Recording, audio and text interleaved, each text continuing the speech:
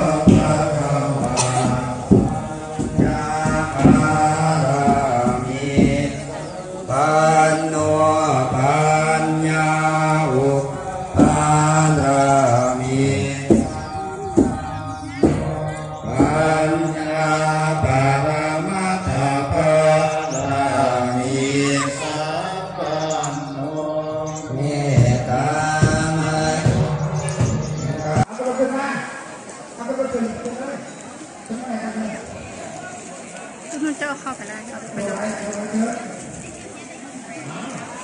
ป็นอะไรด้วยเป็นเลยเป็นมาไงด้วยใช่คนไทยเนี่ยฮะเพื่อนไหนโอ้ยเพื่อนการงานของอะไรเพื่อน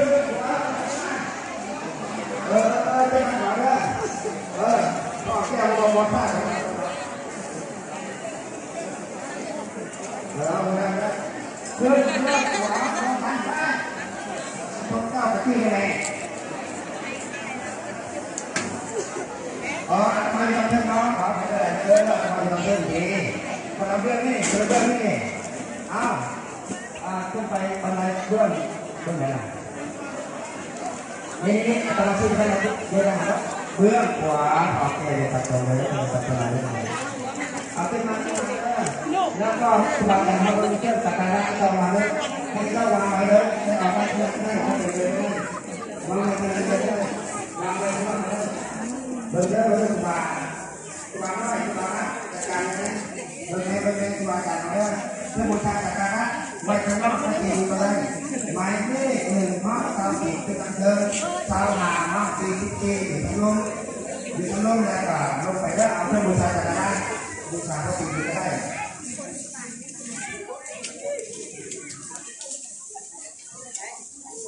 นี่มันคือการการใครเอาหนังสืออะไรพูดด้วยนะนี่มันอะไรนะนี่มันเป็นยังไงผู้ใดเป็นผู้ใดได้ประโยชน์อะไรที่มีได้ทำให้รู้ผู้ใดรู้ไหมอะไรที่รู้นะเรื่องว่าอะไรที่มีได้เราตรงกันเบอร์9อะไรตัวนี้ผู้ใดขึ้นมาบูชาได้ลงไปทั้งลงได้พระบาททั้งลงโดยต้องมาสักการะกันเด้อผู้ใดขึ้นมาดอกไม้ไม่ได้ลงทั้งลงเลยขึ้นเมื่อไหร่อะไรไหนถ้าเราบอกขึ้นหัวนุ่นเจ้าขึ้นไปลงไปอันนี้ขอที่จะพูดกันพูดเลยครับเรื่องความเพราะเผื่อน้องไปแย่งกันไปแย่งกัน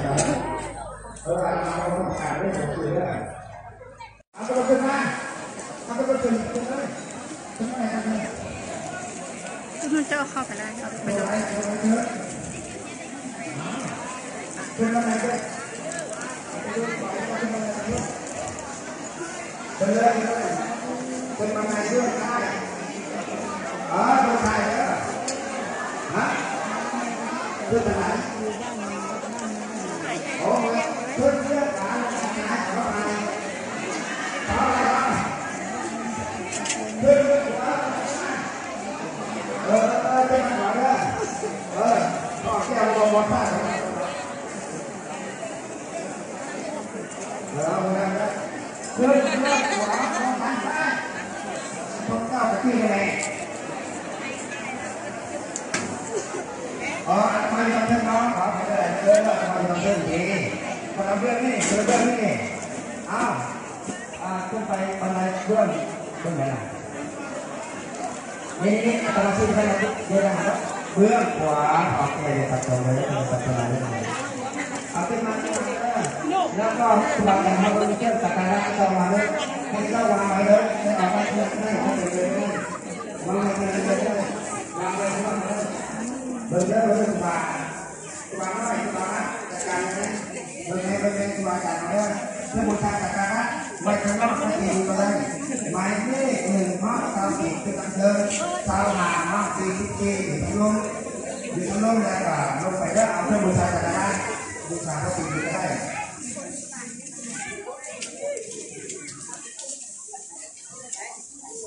นี่มันคือการใครเอาหนังสืออะไรพูดด้วยนะนี่มันอะไรนะนี่มันเป็นยังไงผู้ใดเป็นผู้ใดได้ประโยชน์อะไรที่มีได้ทำให้รู้ผู้ใดรู้ไหมอะไรที่รู้นะเรื่องว่าอะไรที่มีได้เราตรงกันเบอร์9อะไรตัวนี้ ผู้ใดขึ้นมาบูชาได้ลงไปทั้งลงได้พระบาททั้งลงโดยต้องเอาสักดิ์กันเด้อผู้ใดขึ้นมาดอกไม้ไม่ได้ลงทั้งลงเลยขึ้นเมื่อไหร่อะไรแค่ไหนขึ้นเพื่อหัว นุ่นเจ้าขึ้นไป ลงไปอันนี้ขอเรื่องผู้ใดกันผู้หนึ่งครับเจ้าบ่าวก็เผื่อน้องไปแย่งกันไปยังไงตั้งถึงนู่นนั่นจะอยู่สั้นลุม26เป็นต้นไปฮอด40ปี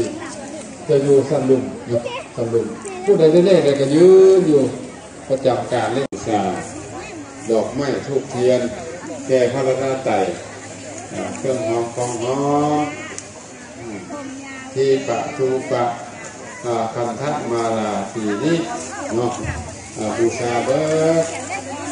ทุกสิ่งทุกอย่างทานไปด้วยหลังจากพวกเราได้กล่าวคำบูชาแล้วผู้บาอาจารย์ก็ได้ให้พรอย่าหน้าเนาะอย่าหน้าท่านบุญทั้งมัดทั้งมวลนะทั้งมัดทั้งมวลได้อย่าหน้าพักแน่อิ่มอกอิ่มใจสักก่อนเพราะตอนนี้ขบวนเนาะขบวนนางฟ้าผู้เจ้าแม่